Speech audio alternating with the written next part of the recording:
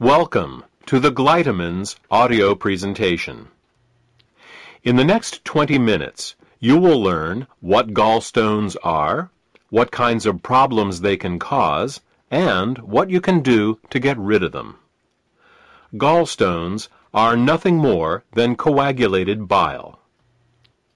Bile is the green alkaline liquid produced by the liver, which, among other things, helps us digest our food. The liver produces about a liter of bile a day and stores it in a muscular sac called the gallbladder. The gallbladder then squirts this bile down a tube called the common bile duct into the small intestines to mix with the food that comes from the stomach. Well, that's what's supposed to happen. Unfortunately, with nutritional deficiencies and exposure to certain toxins, bile can thicken and form what is known as biliary sludge. When this biliary sludge forms, it makes it very hard for the gallbladder to get the bile into the small intestines. It's like trying to squeeze glue through a straw. It is out of this biliary sludge that gallstones are formed. Gallstones and biliary sludge disrupt the normal flow of bile, causing 3 different types of problems. The first set of problems is related to not getting enough bile into the intestines. The second set of problems occurs when toxins, unable to leave the body through the bile, back up and accumulate in the liver and the bloodstream. The third set of problems occurs when the bile, unable to get into the intestines, backwashes into the pancreas and liver. Let's start with the first set of problems and consider what happens when the bile becomes too thick or full of stones to reach the intestines in required amounts. The first thing that bile does in the small intestine is to neutralize the acidity of the food coming out of the stomach. In order to disinfect and digest the food that we eat, the stomach secretes hydrochloric acid. Did you ever wonder why the stomach doesn't digest itself? It's because the stomach has a special mucus layer that protects it from this hydrochloric acid.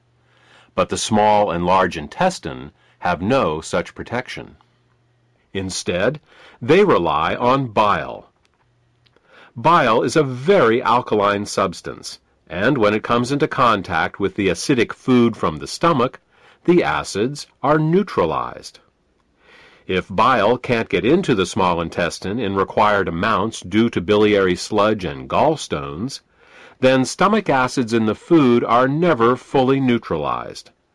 They can cause acid burns along the entire length of the small and large intestines, all 30-plus feet of them. We experience this as indigestion, heartburn, ulcers, and all manner of digestive complaints. In essence, we are digesting our own intestines. The next thing that bile does in the intestine is to emulsify the fats and oils in the food that we eat. Emulsification is the process by which fats and oils are made water-soluble. To understand emulsification, think of soap. It's next to impossible to rinse grease off a dish with just plain water. But if you put a drop of soap on the dish, the grease washes right off. That's because soap is an emulsifier. It's what allows fats and oils to mix with water. Bile is the body's natural emulsifier, and it is what allows us to digest the fats and oils we eat. Without this emulsification process, essential fats, oils, and all the fat-soluble vitamins we eat become very difficult to absorb.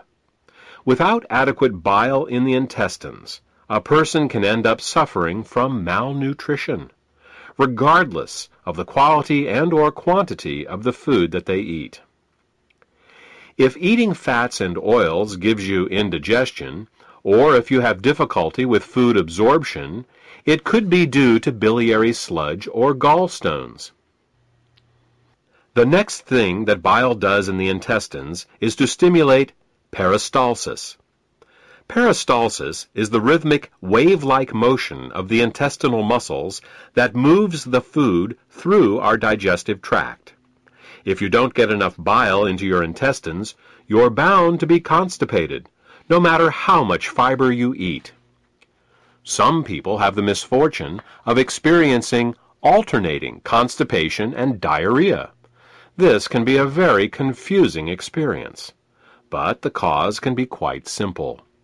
Without sufficient bile, the hydrochloric acid-rich, partially digested food just sits in the intestines with no peristalsis.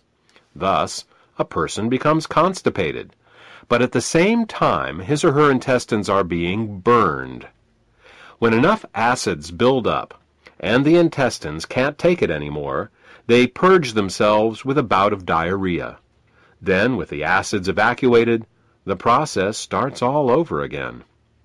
If you are experiencing problems with constipation, diarrhea, or both, biliary sludge and gallstones could be the cause.